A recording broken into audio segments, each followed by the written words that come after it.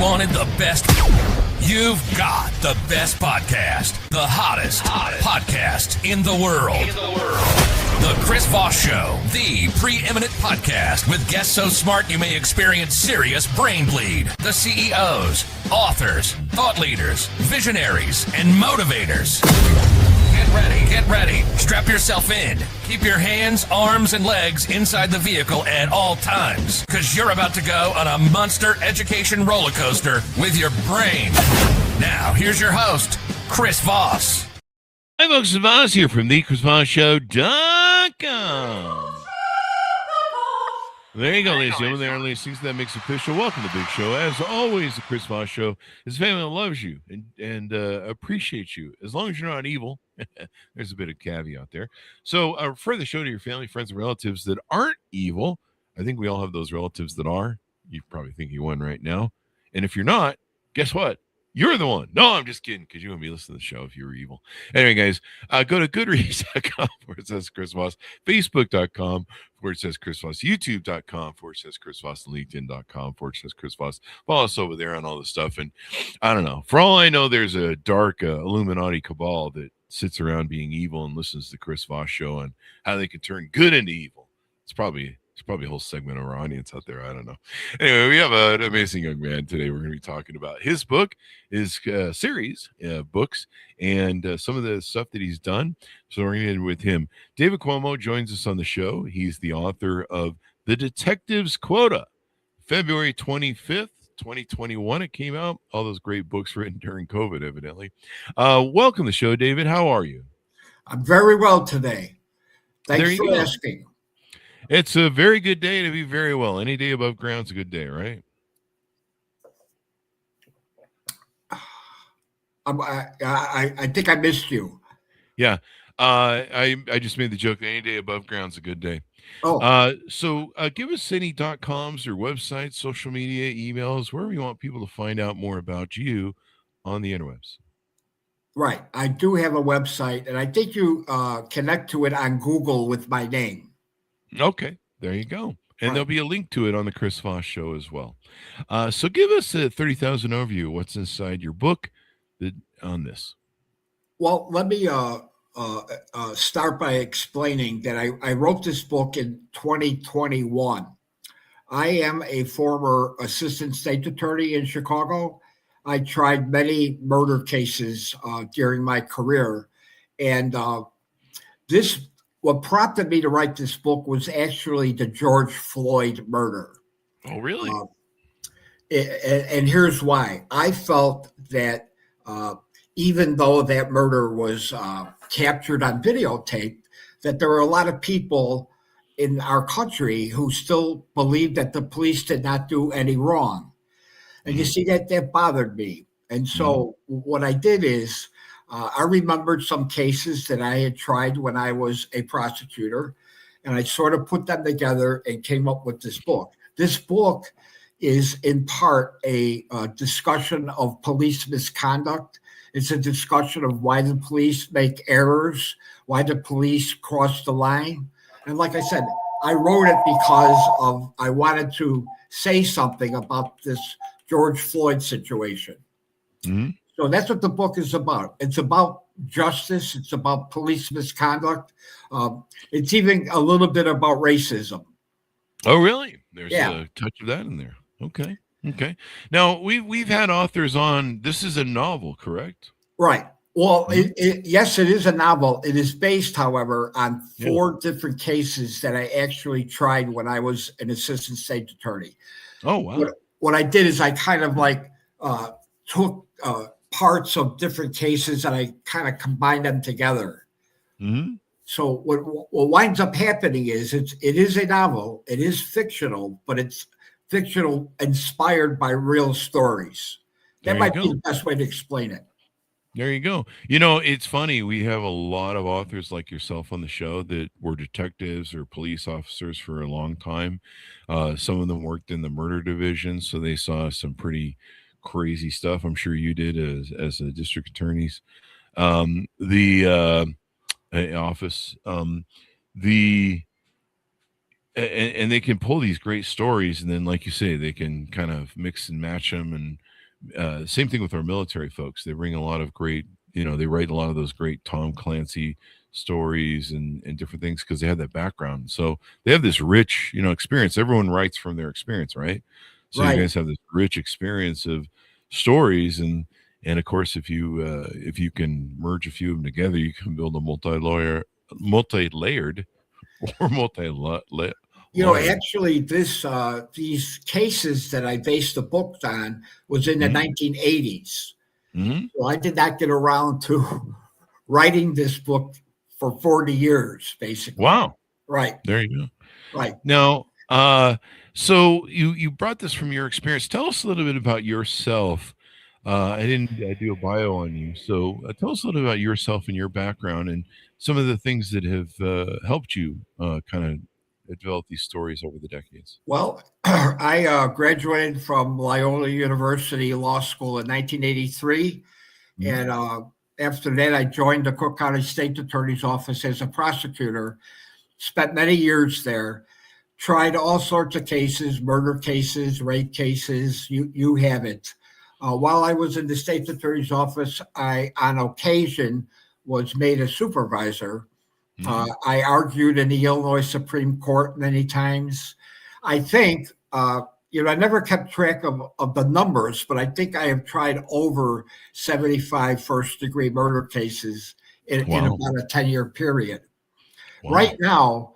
now, I stopped practicing law about 5 years ago, and Mhm. and I have adopted this new idea about being an author. So that's what I'm doing right now. I am writing books, and they're all based on my prior experience, and Mhm. uh, and hopefully I can make a go of it. There you go. And you got other books that are coming on the way that are part of this series that this book Right. launches. Is that correct? Right. Basically, it's 5 books altogether. Basically, they all have the same characters in there, and Mhm. these characters that I have in the books, they face certain dilemmas, and those dilemmas are repeated in each one of my books. I mean, and basically, I think the best way to describe the genre of these books is that they are murder mysteries. Mm. Right. The Mhm. detective's quota, if you were to read it, you would not be able to figure out who the murderer was until you get to the end of the book. Ah. And Mm. that's the same, that's true of the other books also. But There you go. I wanted to, I'd like to say this, I wanted to do more than just be a murder mystery. I wanted to really talk about like what are justice issues in these Mm. books. And So you weaved all that into the story as well then. right. Mhm. Right. No, I wrote the first one, the detective's quota, because of the idea that I wanted to start a discussion about police misconduct and justice. Actually, after I wrote the book, I got personally contacted by through Facebook and through my email from several people that wanted to start a group discussion about the book, and we did that Mhm. for about maybe a year or so. I had 3 or 4 people that I would routinely talk about the book, talk about my interest in further books, and Mhm. it was a nice thing to do. Just to have a collaboration and talking to people that were interested in these kinds of subjects. Mhm. Mhm. And you spent many years in the state attorney's office. How Right. did that experience shape you personally and influence your writing? Well, I believe that I sort of changed a bit after I was in the state attorney's office. When I Mhm. first applied to go there, I was very much interested in just trying cases. The idea of trying the right kind of case, that didn't occur to me.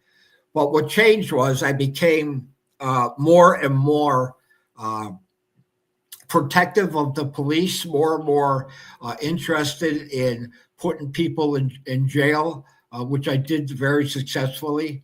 Uh, so I kind of became conservative is the word I'm trying to find, conservative when it comes to enforcing the law.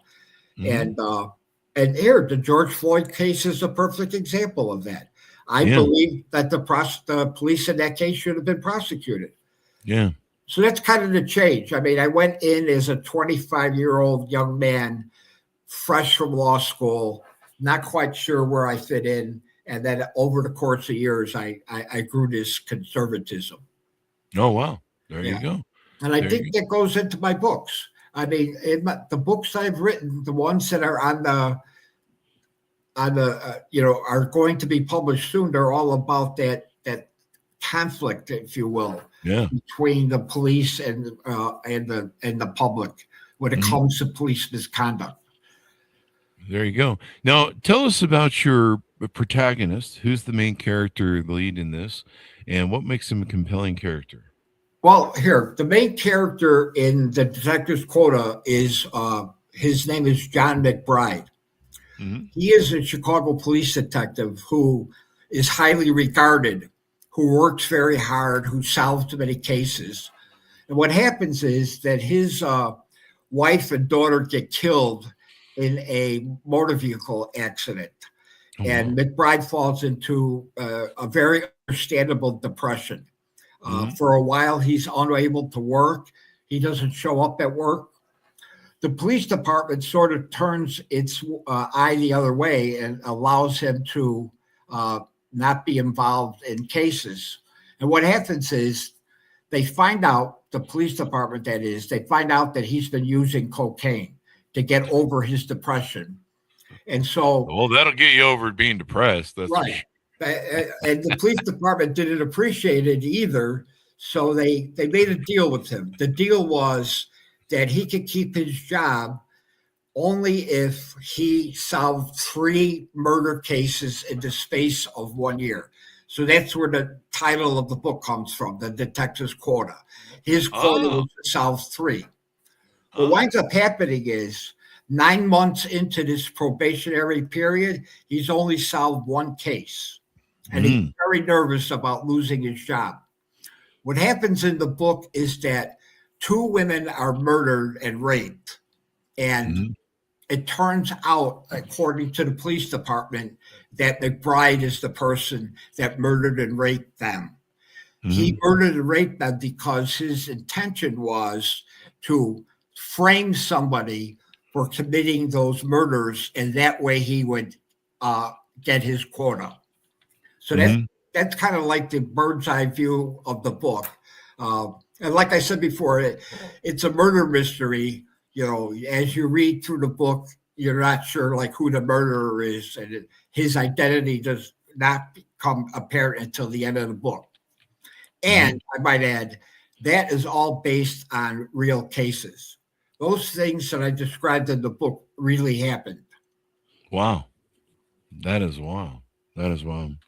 Um, the Anyway, uh, that's that he's mhm. the main character. McBride is the main character. The book is all about him. And There you go. the book is about the choices that he made uh, in order to save his job. Basically, Mm, he murdered 2 people, 2 young women, to save his job. there you go. There you And, go. Let's see here. The so he this McBride guy. What do you base his character on? Is he based on a template of any sort of I don't know. Sometimes people what is McBride. Sometimes books in New York and different places have they're set up with the Irish or some sort of character theme based on himself. What sort of makeup is this man? I guess. are you asking me what I based him on? No, it may be so if that's a good question for you. But what type of character is he? I mean, his name is McBride. Why Right. did you choose that name, and what does it have to do with his character? I guess is what I'm asking. The uh, the idea of the character came from a real case. And there was a man in the Chicago Police Department who did what McBride in the book is accused of doing. Uh, Mm, he is I don't know how well you know Chicago, but he is a Chicagoan. He's from the south side of Chicago. He lives about a block from White Sox Park, which, as an aside, I live a block from White Sox Park. Uh, so he is a very talented detective. Mhm. According to the book, he's the most talented detective in the Chicago Police Department. And like I Mhm. said, he's based on a real human being. Mm. There you go. Yeah. So let's take a look at a few of the other things that are here. Now your books explore police misconduct and justice, Right. and I think we've talked about why these themes are important. What can you give an example from the book of how you've interweaved those? Of how I interweaved it. Yeah. You Any mean the examples? issues about justice and Yeah, maybe police like a misconduct? plot point from the book. Right. Here's what I tried to do. Uh, there are characters in each of these books that are faced with what you might call moral dilemmas. For Mm. we didn't talk about them yet, but in the detective's quota, there is a police captain whose name is Edward Smith, and Mhm. he and the bride are both faced with moral dilemmas. Mm. Smith's moral dilemma is this: he figures out that McBride committed these murders, and being a longtime police officer who kind of practiced the idea of not ratting on your fellow police officers, Mhm. he was forced with this dilemma. He wanted to make sure that the streets were safe, but to do that, he had to go after one of his own officers. Okay, he had to Oh. convince the state attorney's office. So he broke the rule, if you know what I'm saying. The rule Mm. being that the police don't like go against Blue each wall. other.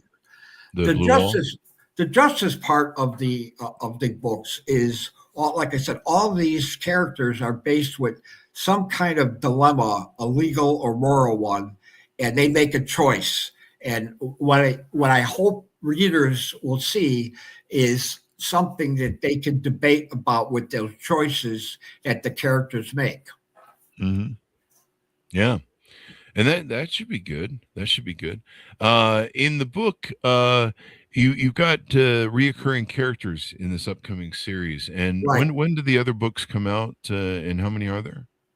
There's four of them, and two of them I hope to be out in April, and the other two by the end of the summer. Mm-hmm. Mm-hmm. So And you. a lot of it depends on sales. A lot of it depends on getting good book reviews from book analysts. So Mhm. there's all those factors that go into it. Um, I'm working really hard with a publisher now who I believe Mhm. knows what she's talking about, and she thinks that uh, I've written is very sellable, is very interesting, Mhm. is very current in terms of like what it talks about. It talks Yeah. about police misconduct, which is a form of governmental misconduct. Anyway, sometime this year, I hope to have the four others published, Mhm. and then we'll see where we go from there.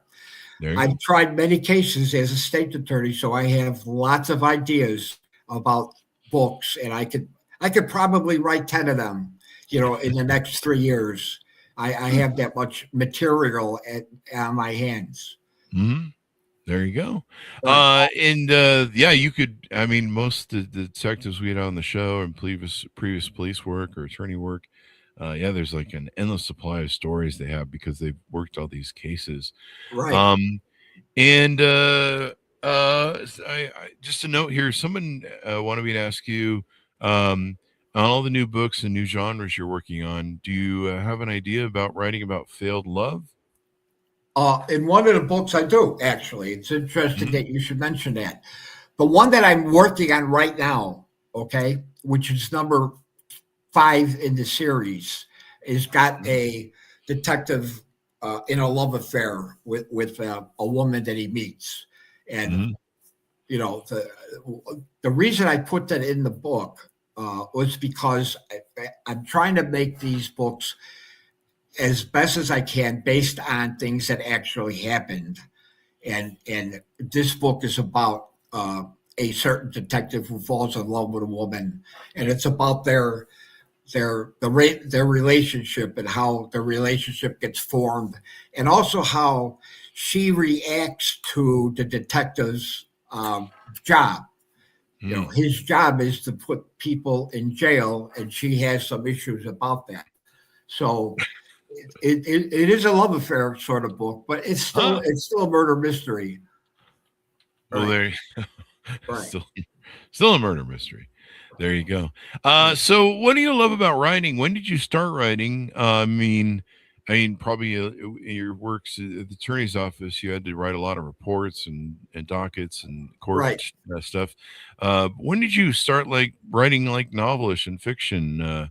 Was there a point? Did you always do it when you were young? Maybe where was the point that you're like, hey, I really think this is a thing. I'm going to pursue it. Well, yeah. When I was in the state attorney's office, I tried a case involving a man named Stephen Linscott. And the long and short of it is that he told the police he had a dream about a murder. And it was a very interesting case. And I started thinking about writing about it way back then in the 1980s. And that's kind of what I sort of wanted to do. The problem why I didn't do this earlier is because there's rules and regulations against state attorneys publishing books based on their cases. No. So I had to wait, but I really wanted to write back when I was a state attorney. But like I said, the rules kind of prohibited that. Yeah. The rules prohibit it. Right. Yeah, I can see why they give kind of a time thing there. So as we round out the show, what do you hope people come away with when they read your works and what they learn from them? I hope they understand what justice is. Justice is the right moral thing. And that may vary from situation to situation, but that's what I hope people come across with. And the other thing, too, I said that the books are about police misconduct, and that's very true. But there are also honest police officers in all these books. Yeah. So I wanted to portray that as well and let people see, what honest police work is versus what's not so honest. And that's kind of like my aim, to kind of portray the police. And by the way, to portray the prosecutors, in a very real way. And that's what I hope people take across from the book. There you go. Okay. Well, it'd be pretty interesting. So as we go out, give people your .coms, websites, emails, social media, wherever you want people to find you on the interwebs. Amazon. Amazon and Google. Right. There you go. Right. Well, thank you very much for coming to the show. We really appreciate it, David. Very insightful, and I'm just looking forward to your burgeoning career of writing these wonderful novels and the series that will come and follow. Okay. Thank you very much. Have a nice day. Thank you, David. And thanks, Ron, for tuning in. Order up his book wherever fine books are sold. It is entitled The Detective's Quota. February 25th, 2021. It is out. And watch for his upcoming series coming out as well. Go to goodreads.com/Chris Voss, LinkedIn.com/Chris Voss, YouTube.com/Chris Voss, and Facebook.com/Chris Voss. Be good to each other. Stay safe. We'll see you next. You've been listening to the most amazing, intelligent podcast ever made to improve your brain and your life. Warning, consuming too much of the Chris Voss Show podcast can lead to people thinking you're smarter, younger, and irresistible sexy. Consume in regularly moderated amounts. Consult a doctor for any resulting brain bleed.